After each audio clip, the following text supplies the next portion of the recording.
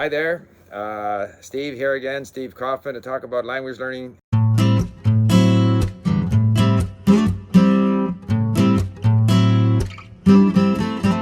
Again, I remind you, if you enjoy these videos, please subscribe. You can even click on the little bell here to get notifications, and we certainly would be happy to have you join us at Link, which is where I learn languages. And of course, here I like to talk about learning languages. It's a little bit hazy outside today because of the forest fires in the US. South of us, we've had fewer forest fires here in British Columbia because we had a lot of rain in the late spring and early summer, so that our forests were wetter. Down south there, it's been a lot drier. And so they have these terrible forest fires that have given Vancouver one of the worst air qualities in the world, apparently, if you believe what you see on, on social media and TV and elsewhere. But today I want to talk about passive vocabulary because I often hear this sort of, like at Link, for example, we say a word is known if you can recognize that word in a context. So if I'm working on Link, I see a word, I know what it means in the context, I can say I know that word. I can also say I don't know that word. In other words, I decide if I know that word. But if I understand the word in that context, typically I will say I know it. It may be that in a subsequent context, I don't know what it means. I may look it up again. I may move it back to, status 3, that I'm learning, a word that I'm learning rather than known. But I control that.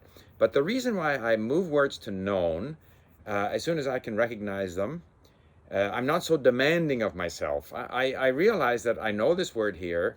I may recognize it in a context, but I probably can't use it. I don't know it well enough to use it. If I have a conversation, as I've had in Arabic with Arabic tutors, I won't be able to produce that word. But it doesn't matter. Passive vocabulary is key to developing good comprehension.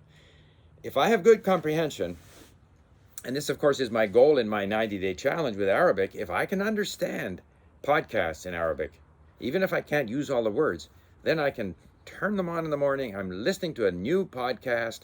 I'm understanding 80% of it. It's all washing over my brain. And in time, as I gain more familiarity with the language, I will start to activate some of those words.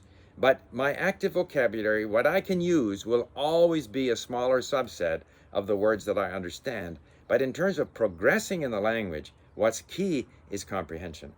And even if I have now, as I'm having conversations with my Arabic tutors, I don't worry about what I can't do. By the way, this is a t-shirt I got. My old-timers hockey team played against an old-timers hockey team from Japan, and they brought us these nice t-shirts. Looks like the character for well, like E in Japanese, or, Jing in Chinese. Anyway, as I was saying, so when I speak with my tutors, it doesn't bother me when I fall down. I want to focus on understanding them. And all of that is helping my brain to get used to the language. And as I struggle to find words, and then afterwards I remember the words that I struggled to find, I become more attentive to those words when I see them again in some context. So I see these conversations as, again, promoting better comprehension, promoting more attentiveness to the language. It's not where I want to perform and, I did well or I didn't do well, because inevitably I'm going to do better sometimes than at other times, and I will gradually get better at speaking, but it won't be a straight line. I might do well for a while, and then I might stumble. It might be the vibes that this tutor gives me, or whatever it might be, a poor connection on Skype. So the main thing for me is comprehension. And what that does to me is it reduces the level of apprehensiveness, tension. I'm not afraid of my conversation. I'm not going to perform in front of my tutor. It's just an opportunity to engage with the language. And when we focus on comprehension, we're focusing on engaging with the language. And if I have passive vocabulary, then I can understand more movies, I can understand more articles that I read, I can understand podcasts, and all of that is sort of building up my base. As I start to speak more, I will slowly activate more. But you should definitely give yourself credit for words that you understand in a context.